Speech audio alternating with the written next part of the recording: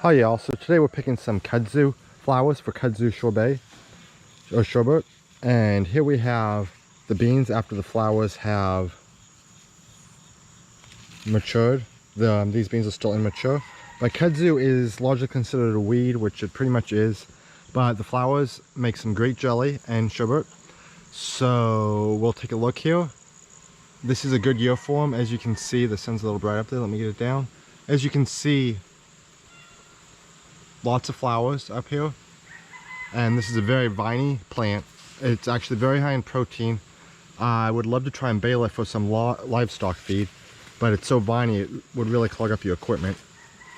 You do want to be careful if you grow it to keep it to where you can mow around it so it does not get in any trees. It will take over everything. So one of the best ways to pick it is just, this is an old one, but you just clip it with the scissors and let it fall into a bowl. So let me see if I can do this one-handed. Just clip them.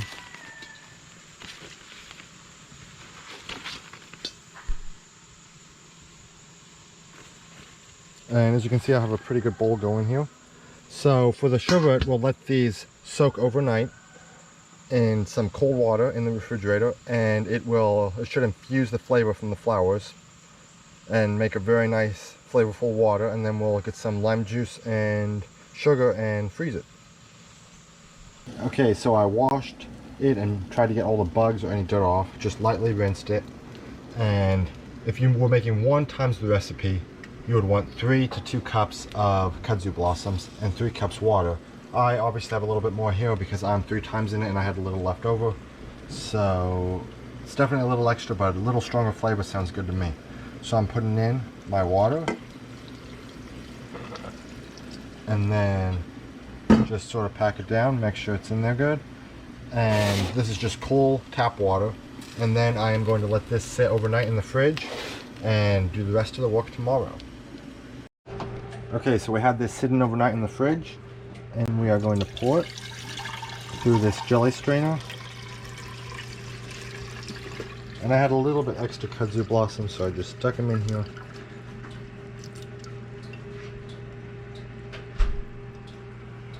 There we go. Oops. Okay.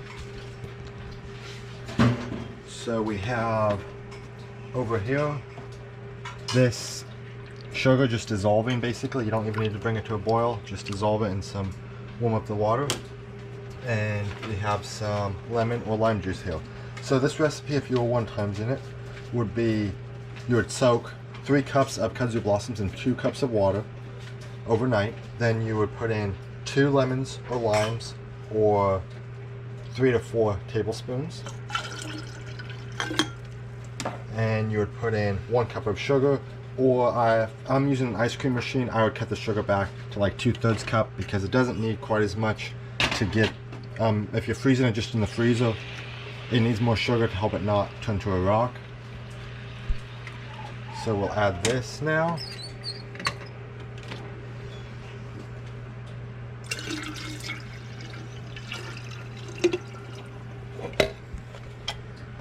Just mix it up a little.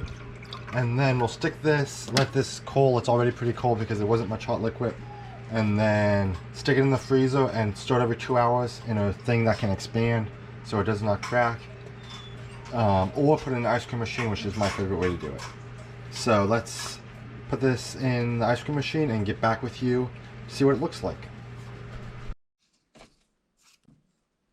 So here we go, it's made in the machine. It got a nice pink flavor.